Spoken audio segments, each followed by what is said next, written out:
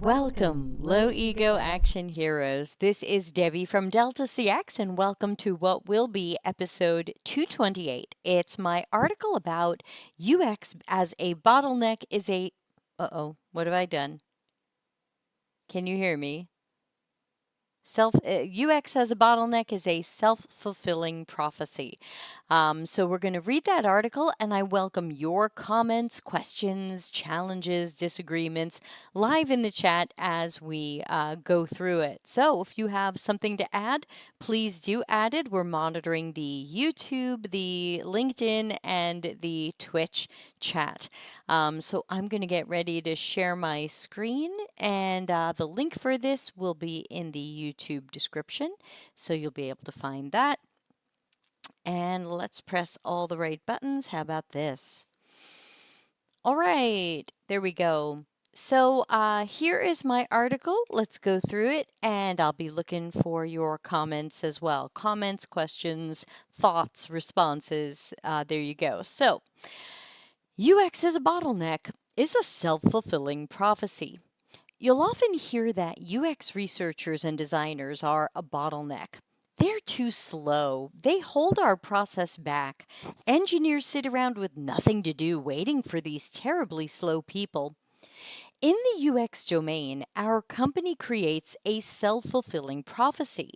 We didn't hire enough UX researchers or designers. Maybe we just laid some of them off, claiming we overhired and we really didn't need those people. But we need that work done, and we want it done fast. And if we have any quality standards, we want it done well. So we assign a UX practitioner to an agile or project team or multiple teams. As a UX team of one, we ask them to do the work of multiple separate UX specialties. 10 years ago, this would have been multiple separate full-time UX jobs, but now we expect one person to quickly and efficiently do high-quality, low-risk work across multiple UX specialties while juggling the requests or demands from multiple teams. However, many agile teams expect every teammate to be fully allocated to that team. This puts UX at odds with agilists and engineers. Even before they declare us to be too slow, they are often already bothered that their UX practitioners aren't fully allocated to them. People who didn't hire enough UX staff point the finger at UX staff. And I've got a later article about UX Stop Believing the Gaslighters, so take a look for that one too. When we notice that UX researchers and designers are overworked, spread too thin, and not able to efficiently complete quality work, we point the finger at them. We tell them they're not fast enough, they're not agile or lean, they're a bottleneck, they cause our team problems. People who think we only need one UX professional per team or multiple teams are the same people who think that we need 6, 8, or even more engineers on a team. There's a double standard, and we need to speak up and push back. If we're complaining that UX is a bottleneck, then we have some understanding of the value of UX work. If UX work were meaningless, inconsequential, or unimportant, then we wouldn't care that it's a bottleneck. But if we don't like how slow it is, then we know we need it. We know it's important. We wish it were completed faster, better, or both faster and better. Someone complains that if we have to wait for UX, engineers will have nothing to do. Evidently, UX work is so important that we believe that, at least sometimes, engineers should wait for it. That sounds like an important part of a process or assembly line. We know how to solve a bottleneck. The typical response to a bad bottleneck often sounds like, "Holy cats, this is an important role, and we don't have enough people in it. We need more of these people." You have a good chance of getting the budget for them because we understand how important this role is and the consequences of the work not being done well enough, fast enough, or consistently. If we found that developers were going too slow for our liking and creating a bottleneck, we wouldn't assign marketers to write some code, assuming their work would be good enough. We'd hire developers.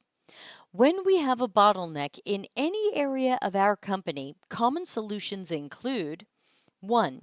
Temporarily move knowledgeable staff onto that team to help them get caught up with that work. 2. Hire well experienced specialists in that domain.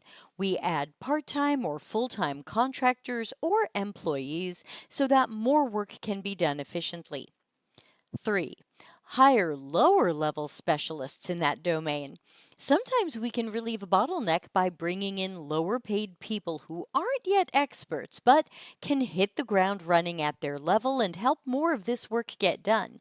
These would be your associates or juniors. But we rarely do this in UX.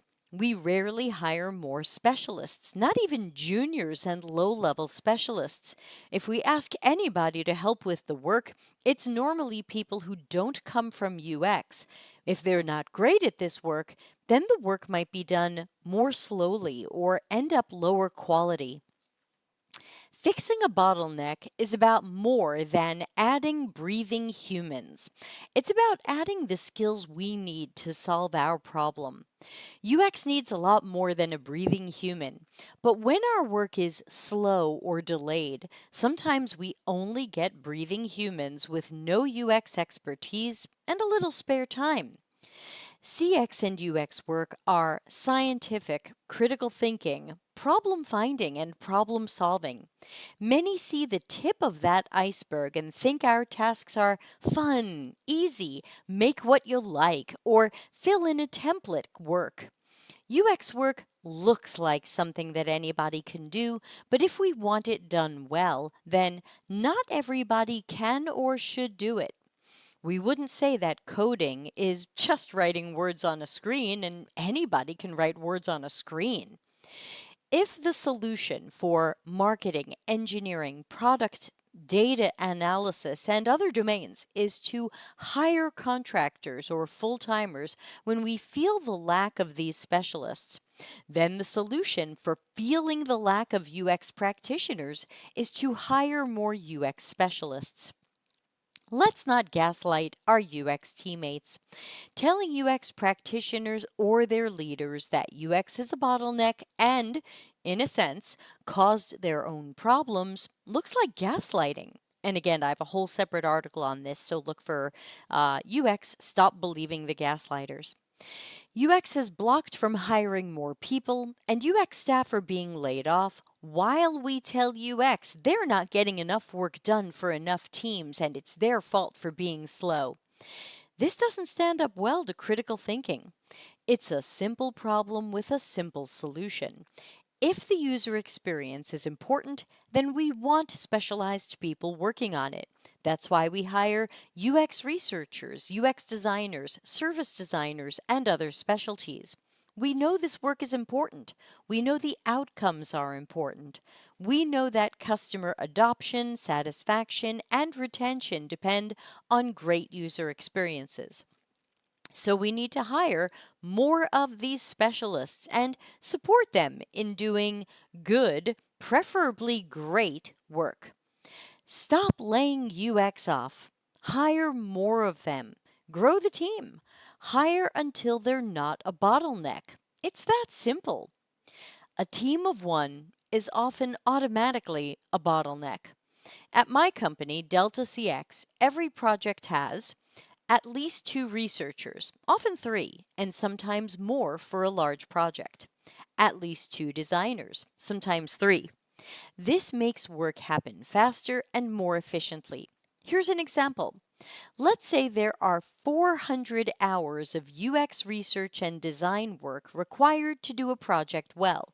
This sounds like a lot of hours, but if we had 6 engineers on 400 hours of work, it would be done within one sprint. An engineering sprint is hundreds of hours of work done by multiple people. A UX team of 1 working 5 hours per day 8 hours minus lunch breaks and crappy meetings, would need 16 calendar weeks or 8 sprints. Nobody would say that's agile. We can see why that would be called slow or a bottleneck.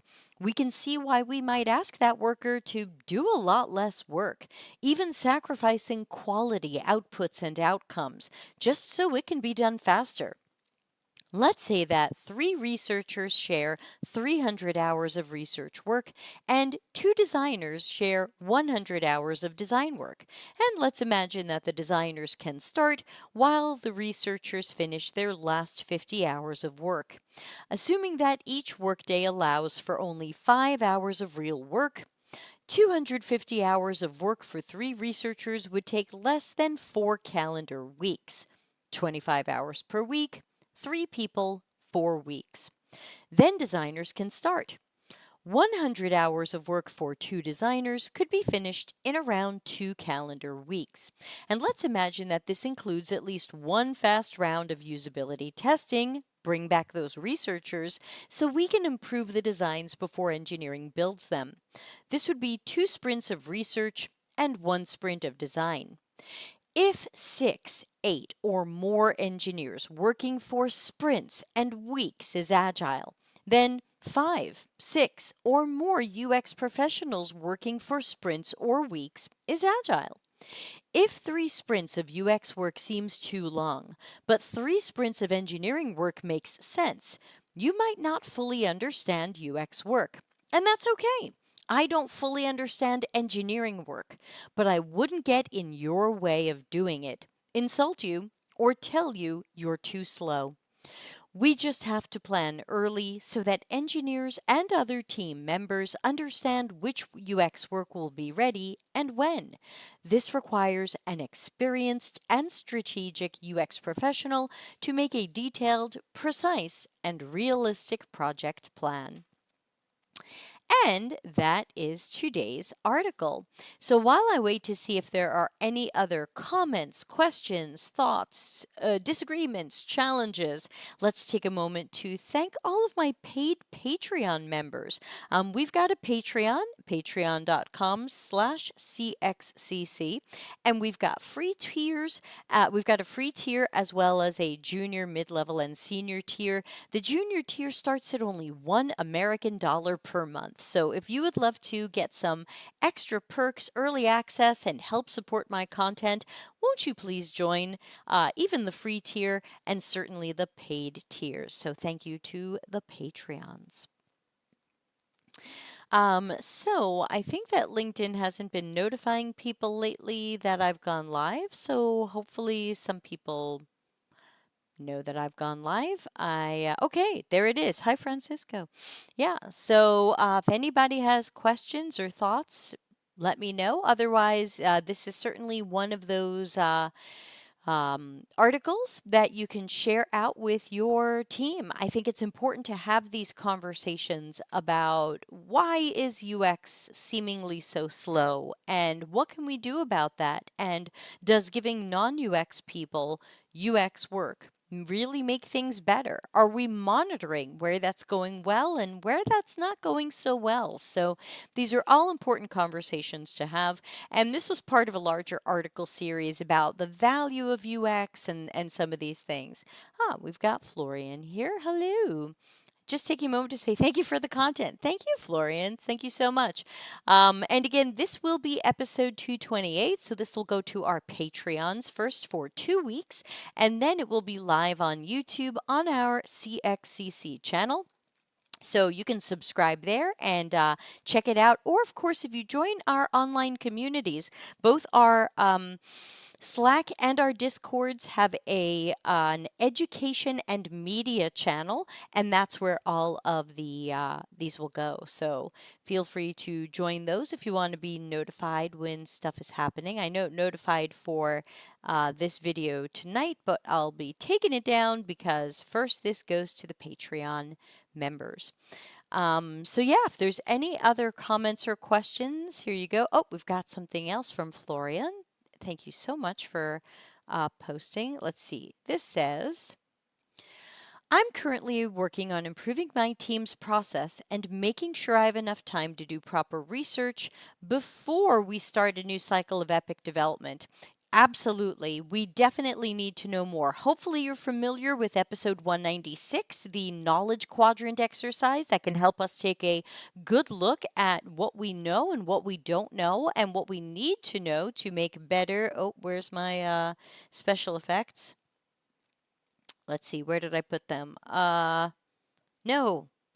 Yes, strategies, priorities, and decisions. With better early research and having someone like Florian answer our open questions and replace opinions, guesses, and assumptions with evidence, data, and knowledge, you can be making better strategies, priorities, and decisions.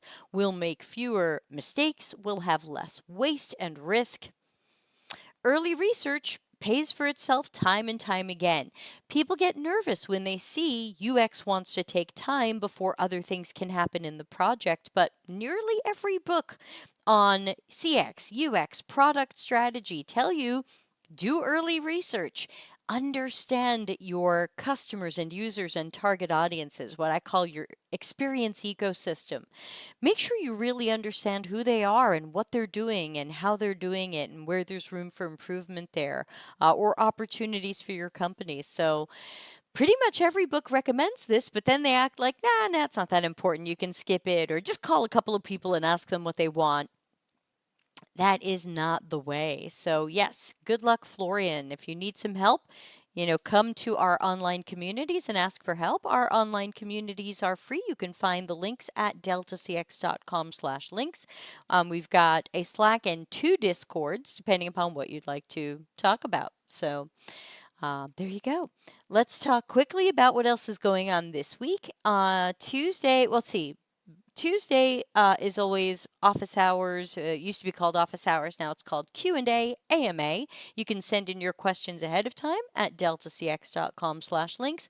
Or if you are a mid-level or higher Patreon, in our Discord, we have a Q for AMA channel where you get priority answers. We've also got some more webinars coming up. You can find them all at cxcc.to/events. So we've got, I wrote a webinar this weekend for this next one, April 3rd. This will be episode 229, and I'm going to be talking about UX job interview challenges, research challenges, design challenges, and how these can be unethical, and some criteria you might want to use when deciding whether or not you do them. So we'll be talking about that. That's April 3rd. If you're watching this after April 3rd, of course, check the YouTube channel for that'll be episode 229. So yeah, lots of stuff coming. I've planned about 2 webinars a week for the month of April. I'm traveling a lot in May, so I'm going to do May and June actually. So I'm going to do fewer webinars in May and June, but I'm still going to try to do one a week where possible. All right, so I guess even though we've got about 10 minutes left, we can certainly wind down if people don't have a lot of questions or comments. Thanks to everybody who joined in. And of course, if you are watching this on YouTube later, won't you please give a thumbs up and a comment to help us with the algorithm? And if you know somebody who needs to read this article or hear this article read to them, please send them this video or the Medium article link that you'll see in the YouTube description. So with that, I'm going to play, I used to have an ending song, but now we just have silence and fire. So I'm going to fire us out of here, and I look forward to seeing everybody tomorrow, same time, for the Q&A AMA, and send in your questions. I think we only have 2 questions ahead of time so far, so send yours in. Thanks again, and good night.